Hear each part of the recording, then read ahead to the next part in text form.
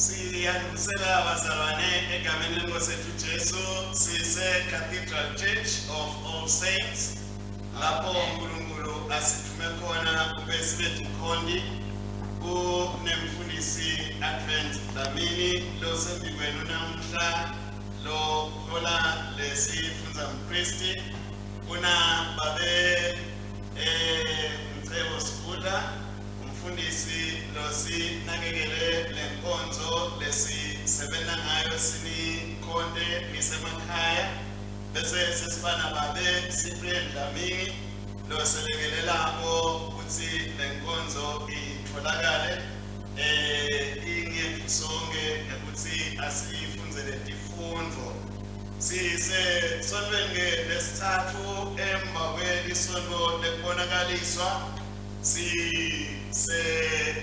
tifundweni talomuhla letitholakala ekhasini leshumi nemfica encwadzini yetifundo electionary bese kuthi titholakala ekhasini lemakhulu lamabili nemashumi lasihlanu 250 encwadzini yethu yetinkonzo telibandla. Tifundo etalomuhla sekucala sitholakala encwadzini yaNehemiya sahluko sesiphohlongo livesi lekucala nelesithathu kuqhubeka evesini lesihlanu nelesithupha kuphindze kuqhubeke evesini lesiphohlongo kuya kulelishumi.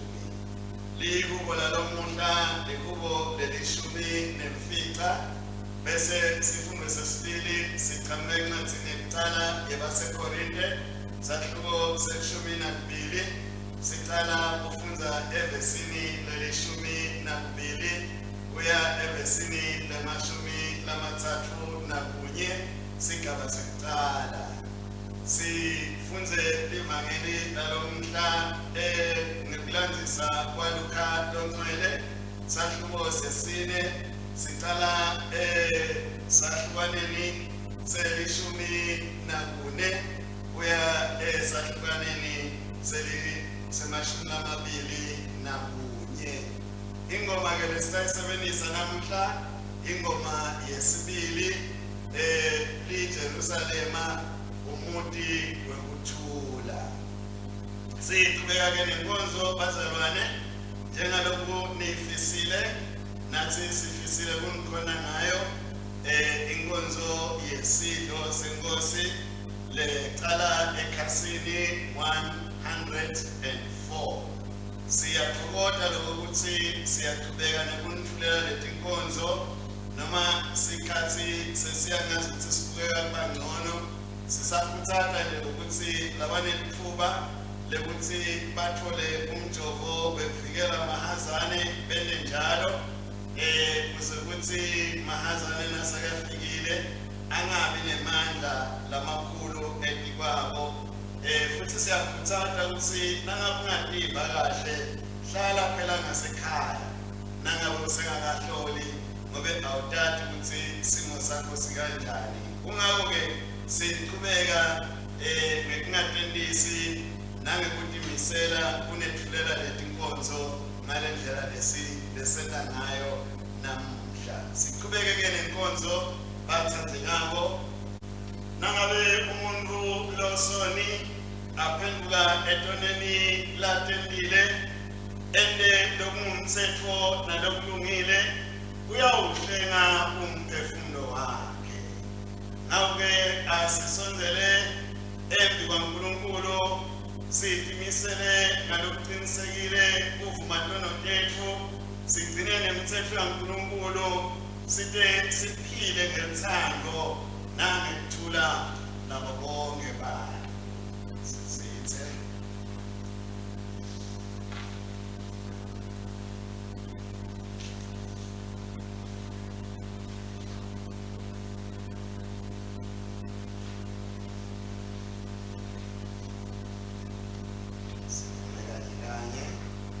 Nkulunkulu somandla Baba wethu osezulwini siyatithoba siyavuma ukuthi sonile kuwe kulicala lethu sonile ngekucabanga nangekukhuluma nangekwenda nangakwendile befanele sikwende ngenxa yokuthanda yakho Kristu Inkosi yethu sitholela bonke sewenqile usele sikhona ekhamba lokusha kude igama lakho lidunyiswe.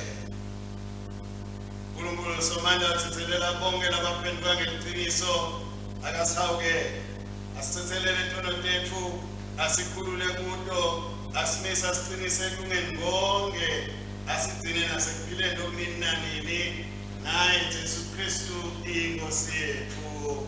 Amen.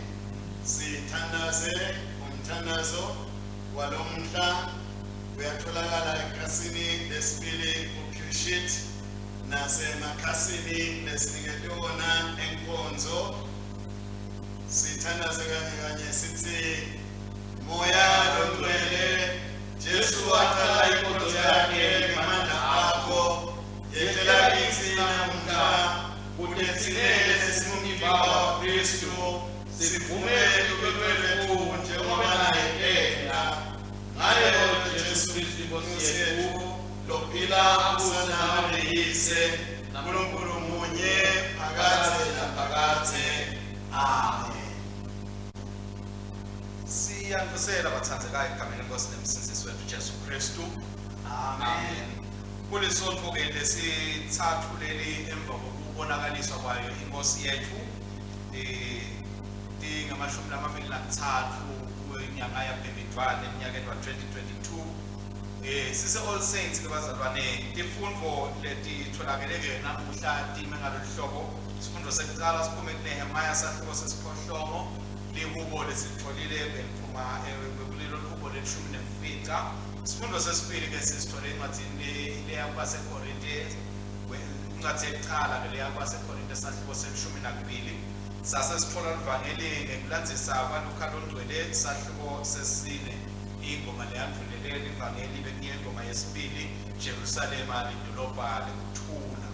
Sihloko bebathathekayo lesitawukhuluma kafishane ngaso namuhla sihloko lesithi Moya LoNgcwele Sigcwalise kudethi sigcwalise noma kudethi sifeze Livi laNkulunkulu.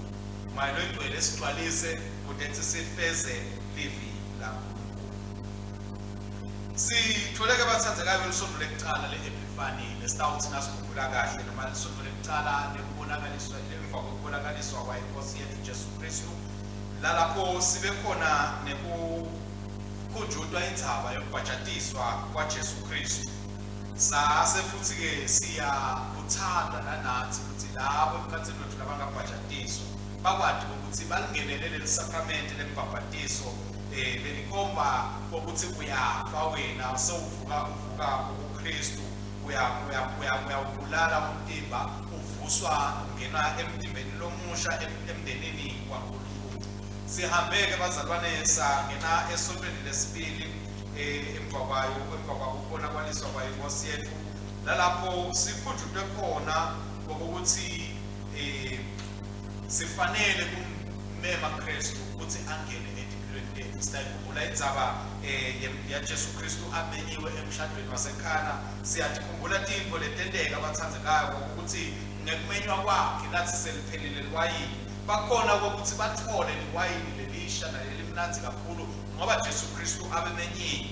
Nanathi ke empilweni tethu mawayini ke ngekwehlukana kwawo tintfo letitsitele ngekwehlukana kwato empilweni tethu ngisho nekukholwa kwethu uqobo lwako ngekuhamba kwesikhathi kuphela. Siyadinga ukuthi nasina Kristu abe khona Kristu kude ukuthi uvuseleleka lokho lesekuphela kude ukuthi ke sinikele impilo tethu kuye Kristu bathandzekayo. Sendela kuthini? Sendela ngokuthi sitomvumela ngokuthi yena kube nguye losiholayo empilweni kwethu nalosithodzisako ekuhambeni kwethu kokuthi sathi ukuthi impilo lokufanele sihamba kanjani.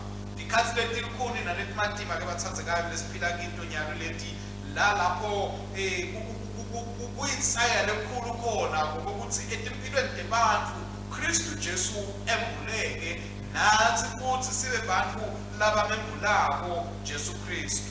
Sisakhuluma ngendzaba kwembulwa kebathandzekayo sikubonile sisaqhubeka netifundo tethu netinkonzo tethu kwembulwa kwayo inkosi yethu Jesu Kristu yembulwa mhlambe ngetigaba letithathu. kwembulwa kwayo kokuqala sibone nakufika emadodza labuya empumalanga afike angena lapho Jesu Kristu abelele khona afike aletha tipo athokota ambona kwaba kwembulwa kwakhe kokuqala lokho sihambile ke bazalwane nato tifundo tethu safika nalapho singena khona endzabeni yembhabhatiso lapho nakhona sambona Jesu Kristu sekembulwa ambulelwa kokuthi uyawiqala ke kumsebenzi wakhe siva kabane siva ngaJohana uyamemetela uthi bhekani ludla uNkulunkulu lelisusathona delive uyamemetela uthi nangu lo Jesu nangu lo Messiah lebesolo simele kwase uyembulwa Messiah kubantu laba bakhona kuleso sikhathi kwendlula Jesu saphinde sambona embulwa futhi kwesithathu nasesekela umsebenzi emshadweni wasekhana lalapho afike enda khona simangaliso sakhe sekuqala sibuka ke bathandzekayo konke lokwembulwa kwayo inkosi lesolo sihamba nabo size sifika kulisonto namuhla nje sesifika esontweni lalapho sekuthathwa thine ke bathandzekayo ukuthi nawu Jesu Kristu sowembulile nawu Jesu Kristu livi lelivela ezulwini selimvetile kokuthi nguyindvodzana yaNkulunkulu nawu Jesu Kristu sowubonakalisile emandla akhe ngetimbangaliso latentile nyalo ke bathandzekayo insaya seyingami nawe kokuthi naku kwembulwa kwaKristu lese kumele kokuthi kwendiwe ngithi emhlabeni lala sikhona khona kokuthi simphakamise Kristu sitshele live kokuthi umsebenzi Kristu lapho kathunywe kuwenda emhlabeni nyalo sokuniketwe thine kokuthi sikhombise umhlaba nothando lwaNkulunkulu sikukuthi simthande uNkulunkulu kokuthi simlandzele uNkulunkulu kokuthi simlalele uNkulunkulu sifeze lokhu uNkulunkulu lahlosile ngetimpilo tethu ngaso sonke isikhathi sifune lokuthi ekuhambeni kwethu ekuphileni kwethu konke lesiniko kube ngilokho lokuhambisana nenhloso yaNkulunkulu eveni kungakho ke kufanele ukuthi nathi njengoba sekembulwe weKristu nathi sembulwe eveni ukuthi naba balandzeli baKristu naba labahamba naKristu naba labanikiwe emandla aKristu ngoba sesingiso isikhathi bathandzekayo sekuthi emehlo ethu avuleke imiphefumulo yethu nemimoya yethu isonzedwe kuNkulunkulu ngoba bazalwane kuko konke lesikwentayo sikwenta sinekucabanga sinekukhumbula ngemuva engqondweni ukuthi Jesu Kristu ubuya futhi kunto ulandzalibandla nakabuya into ulandzalibandla ufuna asikhanze ngokuthi silentisi wentile umhlaba wamadi yena siwentile umhlaba wambona aphakanyisiwe yena siwentile umhlaba kokuthi nawo umemukele lo Kristu njengoba nathi sesimemukele lo Kristu sibitiwe kubazalwane saphatshatiswa sagcwaliswa ngomoya lwengcwele insaya sayisekutheni ke lokhu insaya Jesu Kristu solikete thine luthi ukuthi nathi asiqhubeke sigijime simlungise makoti wakhe ukuthi nakabuya yena ntomlanza amkhanze ngokuthi lo makoti ulungile lo makoti ulungele lo makoti utitolile ugadzile kubuya kwayo inkosi yakhe leJesu Kristu sithi ke bazalwane siphiwe sifundzile seva emavikini edlulile ngokuthi siphiwe moya lwengcwele losibambiso sekokuthi vele sesingabo bantwana baNkulunkulu netindlalifa tembuso welizulu nasafikile ke lo moya lwengcwele uyafika ngekhathi kithi bathathekayo kube nguye loguqula impilo tethu kube nguye loguqula kuhamba kwethu kube nguye loguqula kwenta kwethu nguye futhi lo moya lesitshelwako kulelivi ngokuthi msukana avela Jesu Kristu nguye lo moya leyo bese uguqula imitimba yethu yenyama ngokuthi isalo iba imitimba lengenakubona imitimba yakamoya leyawuphila ingona phakathi emkhoneni baNkulunkulu nguye futhi lo moya lowo wena ukuthi nakavela Jesu emafini siphakanyiswe sithathwe i-force of gravity bazalwane sikwadi ukuthi siyehlule siyengana sisahamba ke bazalwane simkhonda uNkulunkulu sitholakala kuye siyadzinga ukuthi nelivi lakhe bathandzekayo silabe ngendlela lefanele ngize ngikhulume emave Apawula nakabhalela Timothy ukuthi akabe umuntu lotimiselayo ekuthenini alabe ilivi laNkulunkulu ngoba kumqoka ukuthi livi laNkulunkulu bazalwane libe khona etimpilweni tethu libe khona etindlondweni tethu libe khona etinhlitweni tethu kuze sisite ukwadi ukuthi inhloso yaNkulunkulu ngathi iyini ngoba konke bathathekayo ngempilo tethu uyembulwa ngokulwe livi laNkulunkulu kuyembulwa kombulwe ngumoya kaNkulunkulu. Ngakho siyadinga abazalwane ukuthi silingise laba bazalwane lesifunze ngabo esifundweni sekuqala ukuthi encwadini yaNehemiya ukuthi bahlala naEzra balifunza livi laNkulunkulu balihlatiya livi laNkulunkulu babona ukuthi maye sesilahlekile thina ngoba naku lokushiwa livi asisakweni bakhona ukuthi impilo nabo batiguqule njengoba nathi bathathekayo sibitiwe ukuthi sitiguqule impilo tethu nasisale mungena livi laNkulunkulu sibonakalise ukuthi sihamba endleleni yaNkulunkulu sibonakalise ukuthi sihamba siphile ngekwenhloso yaNkulunkulu. Ngisho ke bathathekayo isikhathi sanyalo sekuthi silathi kabanti livi laNkulunkulu sifune futhi ukuthi sihambe siyogwenta lokhu lelivi lelithi asikwete lokhu lelivi lelipitako nalelichithelelako kithi ukuthi thina sesibantwana baNkulunkulu ngabo nanabo lokubhekekile kithi. Sitawubona ke lokhu bathathekayo ngokuthi njengoba simbona Israyeli wathi sekalemukele livi siyeva ukuthi kwabe sekuba nemehluko empilweni yabantu netivi letatitungeleile nathi livi laNkulunkulu selifikile kithi bathathekayo sitawukhona ngokuthi sikwazi ukuthi bantu labasitungeleile sitiguqule impilo yabo ngoba sihanjiswa kulelivi siphocelelwa kulelivi silekelelwa kulelivi futhi. Sibuka ke likubo lanamuhla bathathekayo leli sikhubutako emandla elivi laNkulunkulu ngokuthi uNkulunkulu indalo yonke iyamkhonda iyamthumisa ngoba inebuqonza ngokuthi nguye uNkulunkulu lo wakhuluma ngelivi lakhe tintfo tasetiyendeni. Ngakho ke emandla kaNkulunkulu ayabonakala endalweni yakhe ngokuthi yena uNkulunkulu lophakeme kangakanani.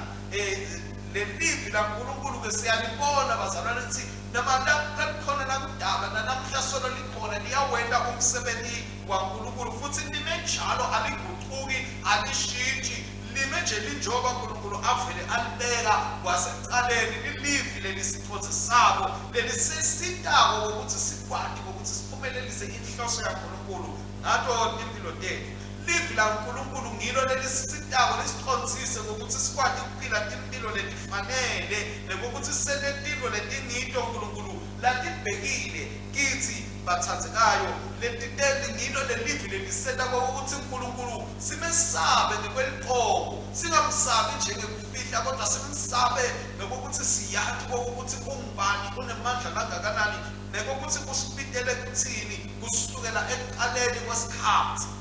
Livi laNkulunkulu ke bazalwane liyakhona nokuthi lisende sibone kungahambi kahle kwethu liyasicola lisicole njengoba sithi sicola amakoti lo ulungele ukubuya kwaKristu. Livi laNkulunkulu liyakhona ukusiqondisa ukuthi wena ungumzalwane awuhambi na wena ungumzalwane awukwendi lo wena ungumzalwane awukusho lokhu lisilungisela ukuthi nakabuya Kristu asikhanze silungile bathathekayo angasikhanzi sizulazula singathi ukuthi sipitwe kuphi. Nasiqhubeka ke bazalwane singena encwadzini lebhalelwe libandla laseKorinte lalapho sikhutshwa khona ukuthi noma ngabe besibaningi kangakanani noma ngabe mhlawumbe besinekwehlukana nokungakanani kodwa lokumcoka ngokuthi sinamoya lengcwele lokhona nekhathi lophila nekhathi kithi lo sikhombisa ke ngokuthi lamandla kaNkulunkulu angakanani lo sikhombisa ukuthi lelivi laNkulunkulu likuphila kangakanani kithi sinebantu nguye ke moya bazalwane lokhona kusisita silekelele ngokuthi sikwati ukuphila ngalendlela livi laNkulunkulu lelimemetelako lisitshela ngalo ukuthi thina sibazalwane sifanele ukuthi sihambe ngayiphi indlela. Siyatshelwa ke bazalwane ngokuthi kubo bonke lokwehlukana kwethu lo moya lengcwele usihlanganisa ekuthenini sonke sente umsebenzi wokuthi sisebenzela uNkulunkulu futhi lo moya lengcwele usenta ukuthi sathi ukuthi siyadzingana. Ngeke nje uthi wena ungumzalwane utawuma wedwa noma ulibandla utawuma wedwa uyamdzinga lomunye umzalwane uyadzinga lelinye libandla kuze ukuthi sibambisane sonke sikwende umsebenzi waNkulunkulu sisebenze kanye kude ukuthi sitewukhona ukuthi sifeze lokhu uNkulunkulu lasithumele ukuthi sikwende emhlabeni.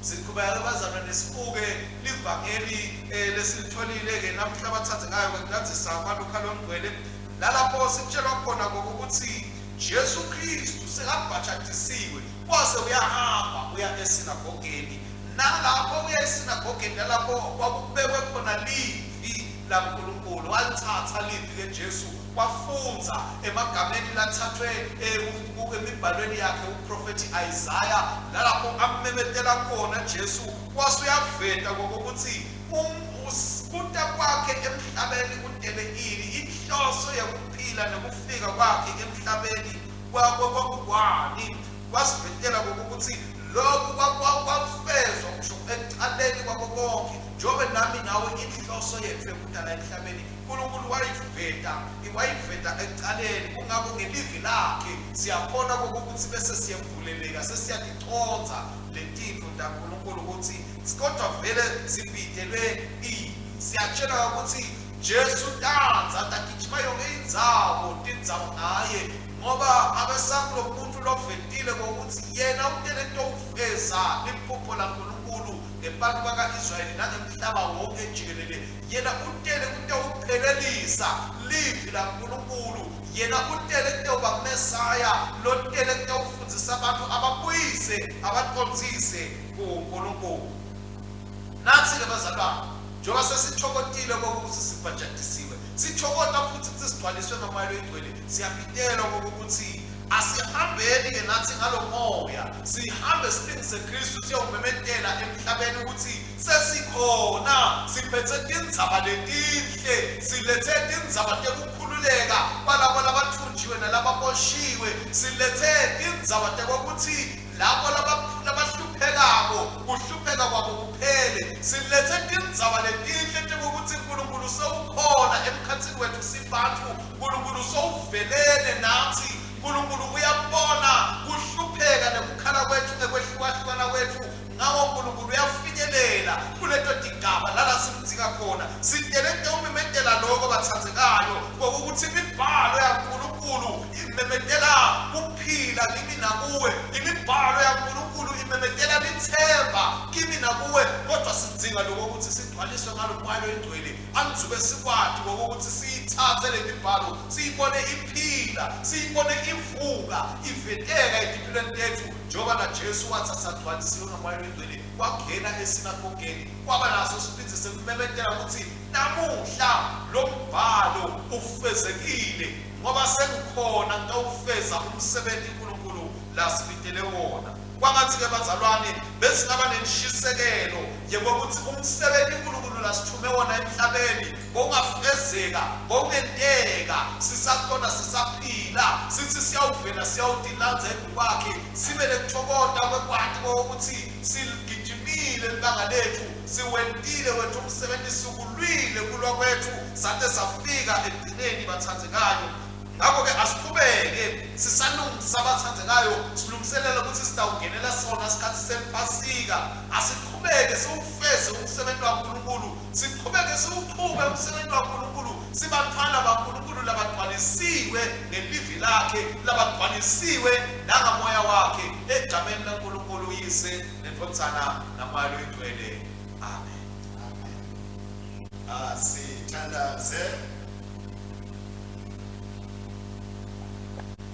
kuwe Nkosi uNkulunkulu wethu sithola intokozo ngoba ngemithetho nebaprofeti watendela abantu bakho ngemusa nekukhululeka nangemthetho thotho kanye nebulungiswa thunulela moya wakho etikwethu namuhla kuthi tsinele singumtimba wa Kristu sihambise tindzaba letinhle tetsembiso takho takudzala kubo bonke labakufunako Nkosi ngemsa wakho yiba uthandaza kwethu Nkosi uNkulunkulu waseSiyoni siyabonga ngobe uphakeme wasikhombisa sihawu emhlabeni lowonakele wasikhulula etolweni nekufa kwethu ngaKristu Jesu sikhathi lesibekiwe semsa sesifikile yenda ukuthi libito lakho liminyetelwe kubo bonke abantu Kude sihawu sakho singachithwa esikhathini sethu, kepha semukele ngentokoto yonke indzawo, Nkosi ngemsa wakho. Yeva ukuthandaza kwethu.